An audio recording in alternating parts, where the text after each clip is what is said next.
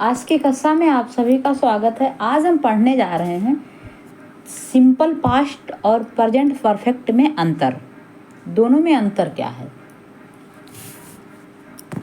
तो देखिए, दोनों में काम का पूरा होना तो पाया जाता है। पास्ट इंडेफिनिट है तो काम का पूरा होना, और इसमें भी प्रेजेंट परफेक्ट में भी काम का पूरा होना पाया जाता है। लेकिन दोनों में अंतर क्या है, उस अंतर को हम लोग समझेंगे आज की कक्षा में। तो देखिए, यहाँ देखिए, पहला है आपका, मैंने एक नया टीवी खरीदा है, और दूसरे में है कि मैंने पिछले सप्ताह एक नया टीवी खरीदा है। ठीक है, तो यहाँ प्रभाव वर्तमान में मौजूद है। प्रभाव जो है इसका प्रभाव है वह वर्तमान में क्या है, मौजूद है। ठीक है, इसका प्रभाव वर्तमान में मौजूद है। जैसे कैसे, मैंने एक नया टीवी खरीदा है। तो परफेक्ट तो है, लेकिन बिल्कुल जैसा लगता है जस्ट मैंने खरीदा है। मैंने एक नया टीवी खरीदा है, यानी खरीदना नहीं है या खरीद नहीं रहा हूँ, खरीदा है। ठीक है, तो परफेक्ट है ना, कार्य पूरा हो गया है कि मैंने एक नया टीवी खरीद लिया है। तो देखिए, तो प्रभाव जो है वर्तमान में मौजूद है। तो इसका ये देखिए, मैंने एक नया टीवी खरीदा है, तो इसका ट्रांसलेट देखिए। तो इसमें होगा आपका हैव लगेगा, आई हैव, क्योंकि परफेक्ट है। I have bought, I have bought, खरीदा क्रिया लग जाएगी। और क्या खरीदा, ए न्यू टीवी। ठीक है, तो I have bought a new TV, हमने एक नया टीवी खरीदा है। ठीक है, मैंने एक नया टीवी खरीदा। तो यहाँ देखिए, दूसरी तरफ देखिए, दूसरी तरफ यही बात जो है पास्ट इंडेफिनिट में कहने के लिए क्या किया जाएगा, मैंने पिछले सप्ताह एक नया टीवी खरीदा। देखिए, यहाँ तो खरीदी है, जैसा लग रहा है जस्ट अभी खरीदी है। वहाँ कहा जा रहा है कि मैंने पिछले सप्ताह खरीदी है। ठीक है, तो यहाँ देखिए समय दिया गया है। यहाँ क्या है, आपका समय दिया गया है। यहाँ आपका समय दिया गया है। ठीक है, यहाँ आपका समय दिया गया है। तो देखिए, इसमें होगा आई बॉट, क्योंकि पास्ट इंडेफिनिट में है। आई बॉट, मैंने खरीदा, एक न्यू टीवी। कब खरीदा, लास्ट वीक। ठीक है, अब यही देखिए, ये बात आपको समझ में आई तो आगे देखिए, दूसरा प्रेजेंट परफेक्ट और पास्ट इंडेफिनिट में अंतर देखते हैं। दूसरा अंतर देखते हैं कि यदि कोई कार्य भूतकाल में हो जाए और उसका प्रभाव वर्तमान में मौजूद हो तो प्रेजेंट परफेक्ट का, और प्रभाव ना मौजूद हो तो पास्ट इंडेफिनिट का प्रयोग होता है। ठीक है, यहाँ देखिए, प्रभाव वर्तमान में मौजूद है। देखिए, मैंने एक नया वह अभी भी अस्पताल में है। वह अभी भी अस्पताल में है, मतलब अभी अस्पताल से हटी नहीं है, वह अभी भी अस्पताल में है। तो यहाँ देखिए, प्रभाव वर्तमान में मौजूद है, वह अभी भी अस्पताल में है। तो यहाँ हो जाएगा आपका सीता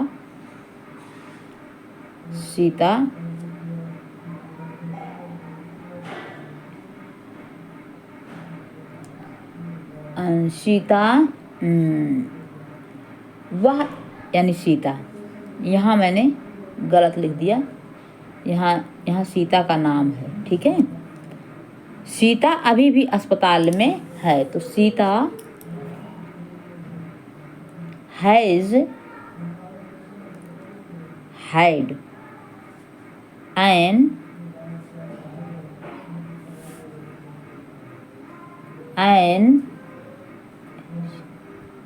एक्सीडेंट।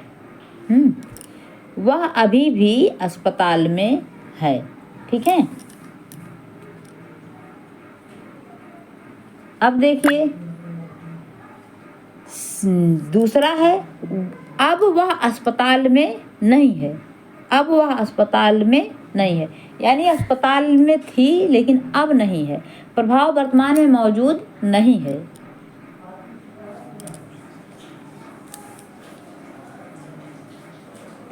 अब देखिए यहाँ क्या करते हैं हम, सीता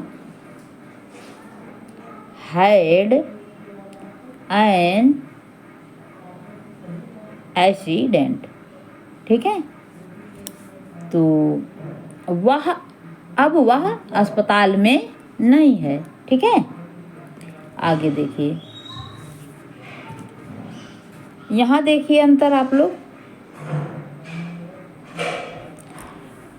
प्रेजेंट परफेक्ट और पास्ट इंडेफिनिट में यहाँ अंतर देखिए। यहाँ कहा गया है भविष्य में पुनः होने की संभावना है। भविष्य में पुनः, जब प्रेजेंट परफेक्ट में बात कही जाए तो जान लीजिए उसका भविष्य में पुनः वो चीज़ें हो सकती हैं, लेकिन जब पास्ट इंडेफिनिट में बात कही जाए तो ये जान लीजिए कि पुनः वो चीज़ नहीं हो सकती है। जैसे कहा जाए कि चूंकि चेतन जीवित है, भविष्य में और भी लिख सकता है। ठीक है, अब यहाँ लिख दीजिए, चेतन हैज रिटन, ठीक, ए नंबर ऑफ ड्राम्स। ठीक है, तो यहाँ कहा जा रहा है चूंकि चेतन जीवित है, भविष्य में और भी लिख सकता है। ये बात समझ में आई। और लेकिन देखिए यहाँ क्या होता है, चूंकि कालिदास जिंदा नहीं है, वह अब और आगे नहीं लिख सकते हैं। भाई जब वो जिंदा ही नहीं तो क्या लिखेगा। तो यहाँ देखिए लिखा जाएगा क्या, कालिदास, एक मिनट, यहाँ लिखा जाएगा कालिदास रोट, क्रिया का second form, A number of drums. ठीक है, तो कहा गया है चूंकि कालिदास जिंदा नहीं है, अब आगे नहीं लिख सकता। यहाँ जो है एकदम परफेक्ट कह दिया गया है, दोबारा संभावना नहीं है, लेकिन यहाँ जो होता है, जो प्रेजेंट परफेक्ट होता है, उसकी संभावना दोबारा की जा सकती है। ठीक है, आगे देखिए, आगे आपका देखते हैं कि यहाँ क्या होता है कि समय अवधि पूरी होने से पहले, समय अवधि पूरी होने से पहले, और यहाँ क्या होता है, समय अवधि पूरी होने के पश्चात। जब किसी कार्य का वर्णन समय अवधि के पूरे होने से पहले किया जाए तो क्या लगता है, प्रेजेंट परफेक्ट का प्रयोग होता है, और समय अवधि के पूरे होने के पश्चात किया जाए तो पास्ट इंडेफिनिट का प्रयोग होता है। तो देखिए यहाँ जैसे यहाँ बात कही गई है कि इस सप्ताह बारिश हुई है, यानी इस सप्ताह बारिश हुई है, इसी सप्ताह में बारिश हुई है। ठीक है, तो देखिए क्या लिखेंगे हम, इट, क्योंकि छोटी चीज़ों के लिए या निर्जीव वस्तुओं के लिए या मौसम के लिए, प्राकृतिक चीज़ों के लिए हम क्या करते हैं, इट का प्रयोग करते हैं। तो it has rained this week. ठीक है, तो कहा गया है इस सप्ताह बारिश हुई है। अब देखिए इधर है, इधर क्या कहा गया है कि समय अवधि पूरे होने के पश्चात। अब देखिए यहाँ पिछले सप्ताह बारिश हुई है, इस सप्ताह बारिश हुई है, तो वो क्या कह रहा है, पिछले सप्ताह बारिश, समय अवधि पूरी होने के पश्चात वो बोलता है, और ये कह रहा है समय अवधि पूरी होने से पहले की बात कही है ना, कि इस सप्ताह बारिश हुई है। तो अब देखिए यहाँ क्या है, यहाँ लिखेंगे हम लोग इट रेन्ड लास्ट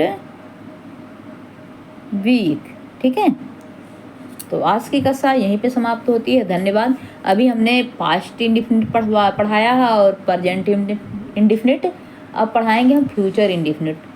सिर्फ हमने इंडेफिनिट को ही पढ़ाया है, इसके बाद एक का जो है चारों पढ़ाएंगे, ठीक है।